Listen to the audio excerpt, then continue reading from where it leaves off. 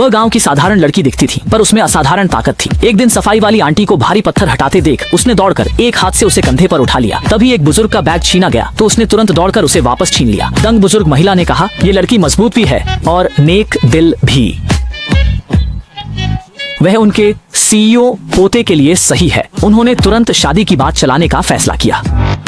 लड़की का परिवार दहेज के लिए उसे एक बूढ़े से शादी करने पर मजबूर कर रहा था। मुसीबत से बचने उसने एक दांव खेला और उस लड़के से मिलने गई जिसका जिक्र बूढ़ी महिला ने किया था। लड़का इतना हैंडसम था कि उनकी अनोखी प्रेम कहानी शुरू हो गई। उसे यकीन नहीं हो रहा था, जैसे कोई सपना देख रही हो। शादी से बचने दोनों ने समझौता किया और तुरंत शादी कर ली। फोटो खिंचवाते समय वह शर्मा रही थी। शायद अच्छे काम का फल अच्छा ही होता है।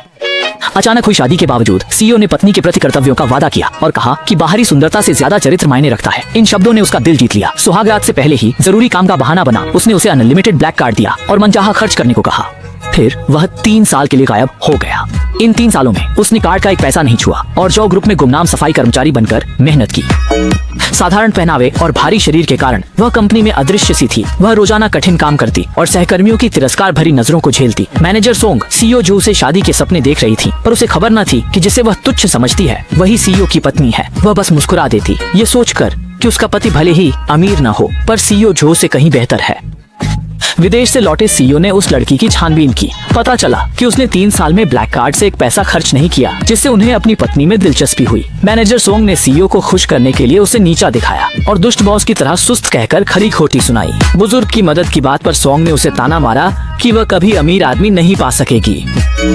ऐसे निजी हमले बर्दाश्त नहीं। उसने ढेर सारी फाइलें फेंक काम निपटाने को कहा और उसे मोटी, आलसी, बेकार कह अपमानित किया। इसे देख मन करता है स्क्रीन के पार जाकर थप्पड़ जड़ दूं। गुस्से में लड़की ने पूरी ताकत से उस चालाक औरत को थप्पड़ जड़ दिया जो बहुत सुकून देने वाला था। तभी गुस्से में सीईओ वहां पहुंचा और उस सफाई कर्मचारी को देख दंग रह गया।